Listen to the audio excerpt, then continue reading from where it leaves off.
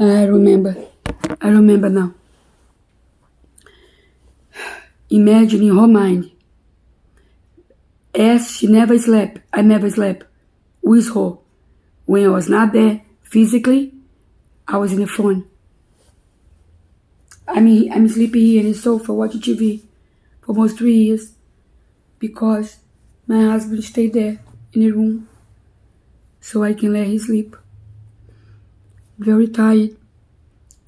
Last night I slept a couple of hours. So, in 2019, November 20, she goes to this judge and tell the judge, he did it again. The judge asked her, who you told that? Of course, that Diapers knows since the baby 3 years old. The lawyer was with her in court. So as my niece wants to tell the judge, I told the psychologist, I went there the next day, Monday, and she didn't do nothing. I told her he did it again. Please help me. And the psychologist, that I know her name, the same one that for the whole year she went to the judge and lied because she spoke to Diapers. Oh my God, there's so many accomplices on this. This child begged this psychologist to hear her. She told her. She knew because I was there when the baby told her. And my niece looked for her when the baby come home, 17 November 2019. Say, Mommy, he did it again, and cried for 3 days with the infection. And this lawyer that was at the case, actually this lawyer knew about the case about the body hand. He was part of the helping her in this, didn't do nothing. All the lawyers took advantage of her. Especially, they talked to Diapers. It's like they changed side. So, then, we have the letter. I'll find the letter. Another video I'll show you. So, she begged this lawyer, before this happened, tell the judge that he's going to do it again. Because he do anything to stop my relocation. Because this biological father knows that in here, having me, my brother, my husband, and she'll be safe here. In New Jersey, she has no one. No one. And I will tell you the story how the sister-in-law was friends with him in the Facebook, and my niece found out. And that she and her husband, my nephew, could save the child when they have opportunity to be in a standard and say everything. So I'm gonna give you a message here for my nephew. My nephew, I'm doing this here that you should go to the court. You should go to the police and say what they mean this to your little niece. Because you know. Because I spend I'm sorry. I'm sorry. Because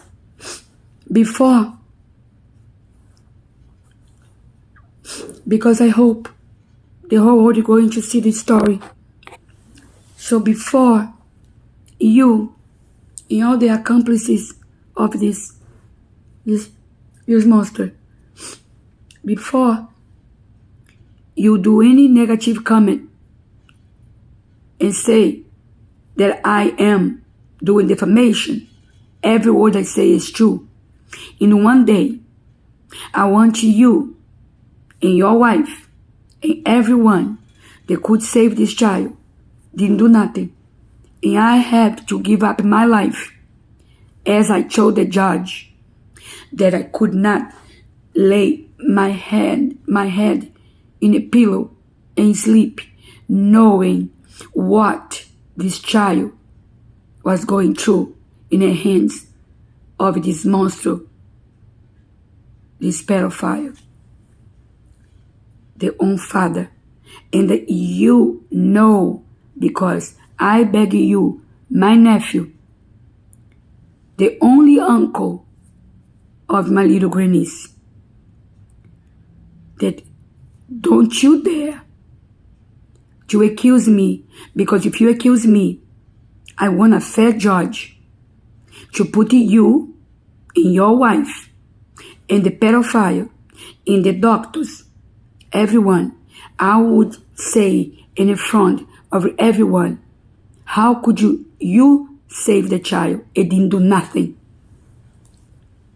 Your sister put you to speak, to give your testimony, and you have opportunity with the judge that you know who, because you even hid the CD. That I don't have this one. Because you know what you did. And you, your wife, tried to brainwash this child so she forget she was abused. I saw, because in February 2002, I was there helping your sister out. And I know what the baby told me. Let me tell you something. I gave my life to save your little niece and your mother, and her mother. Your sister is there, dying. I went there. I bought my ticket. I spent all my savings. I gave my life to save a little niece from the pedophile. And I begged you for years to go to the police. And you never did. You changed the life of your little grandniece, your only blood. And your sister that loves you so much that she cannot see the monster that you turn to. Because I'm here suffering, not sleeping, afraid your sister had a stroke. And I know what your wife is capable to do.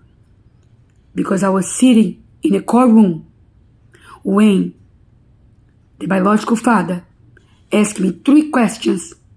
Why you and your mommy, the grandmother of the baby, is not there to accuse him. He asked me 3 questions. What the last time I spoke to your mother? How this man knows such personal information? How? I spent, my nephew, since your sister was pregnant, begging you to put you in her house. I told you 8 years, 9 years, 10 years, messaging you, begging you to talk in her behalf. And you never did. You went to once, and instead you put them in jail. Instead you told the judge what he did to your little grandniece. You didn't say a word. When your sister told me this, I did not believe. I continue asking you, my nephew, to help me. By this story, I'm going to say the beginning to end. How I beg you, and every time I told you that you marry an evil woman, that she took your sister to the Catholic Church and teach your sister everything wrong. I spend every year, every night, telling you, please look what she's doing. Even about her health. Eva supposed to do surgery for her thyroid years ago. 5 years ago. I told your sister she don't remember anymore. Because all this suffering, all this lack of sleep, and this thyroid is eating her memory. She don't remember. But I told her, do not trust your sister-in-law. She's teaching you everything wrong. Even about your health. She wants your daughter. And my little grandniece, your niece, your only blood, told me. And she wants me She have 4 boys. She tell me that for me that I have to like him. I know what she did. You was sitting in the apartment 18 June when you walk with your wife. 18 June 2019. She fooled you that she's going to correct the words, the speech that I spent 22 days helping my niece because she had panic. Actually, she had one panic attack before the judge, the court with the judge, that we have 2 courts. One with 1 judge, the 18, and then we have the 17, and then we have with the other judge to 2019, the 19th June.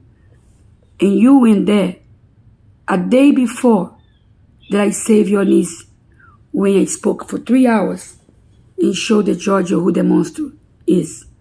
So, you were there. I'm going to remind you what happened that day. Because I am very afraid of you, your wife, because that child molester, they molest your little grandniece since 6 years old, since 2.5 until 6, that you know, because you saw. I want you to tell in my face that you don't know their little grandniece was sexually abused and tortured. You cried to me. You, my nephew, cried in the bedroom, in the apartment, one day before I saved your little grandniece and bring it to her home. You cry. You say to me, Aunt, I believe, I don't feel comfortable anymore. Even when she's hugging me, I don't feel comfortable anymore because I know she was stimulated sexually. She was abused. And then you know, because I told you since the first day. Listen to me. I beg you for all those years in the phone to help me save this child. And I did not know who you are until the day that your sister told me, Auntie, look, he say that I didn't let him see my daughter. He called me obsession. He repeating the words that this child molested lied to the therapist. When I read the things they wrote to your sister, I was in disbelief. Then I realized who you are, what you turned into, what this woman did to you. But you're not brainwashed, because I told you when you went, when your little grandniece, my little grandniece, your niece, that your sister, instead of me, put you and your wife to speak, that you could save the child. And her, imagine your wife have 4 boys, that you heard just her side of the story, how she got the 4 boys, baby, that how old was when you married her and raised her boys? The old one, I know they were always small, but they were walking, talking already. And I told you,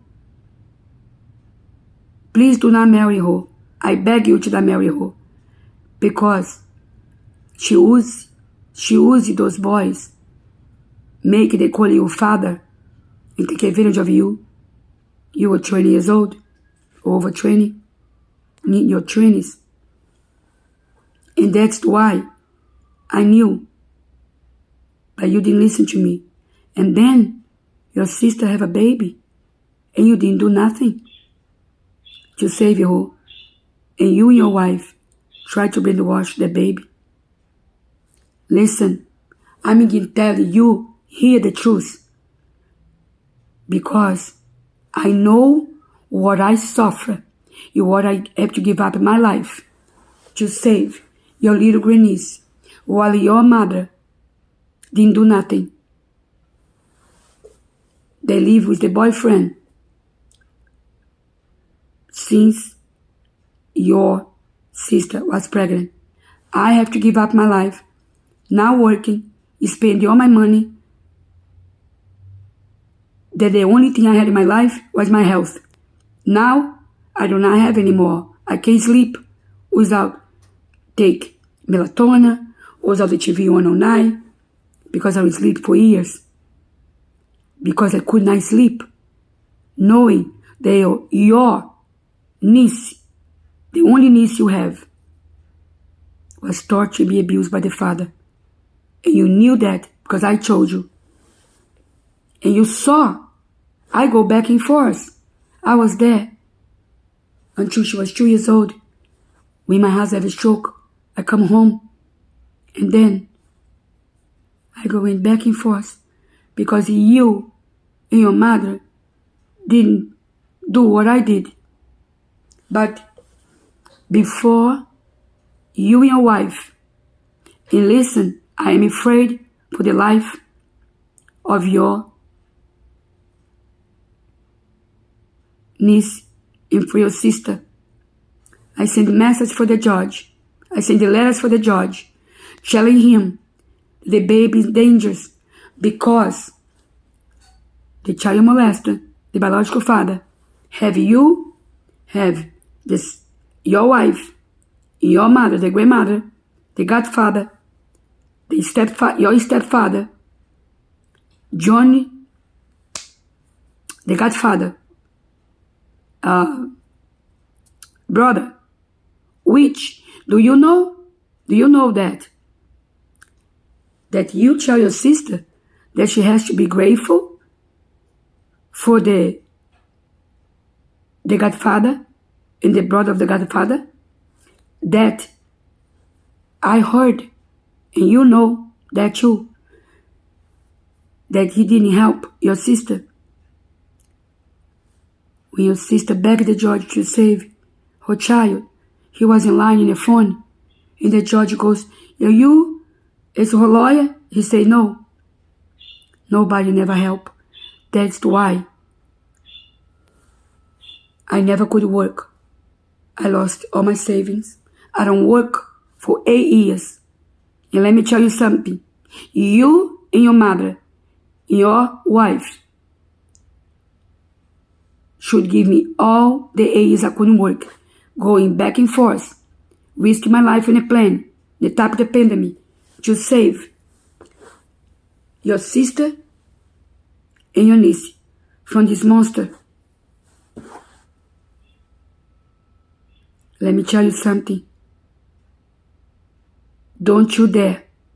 And I'm afraid because when in December, when the baby said to me, "Auntie, you gotta come here because my mommy puts the name of my uncle and his wife and my godfather in school. This baby suffers so much that she knows.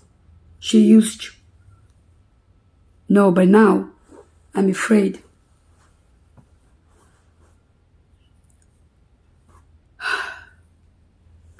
I may talk about this because the court did not hear me.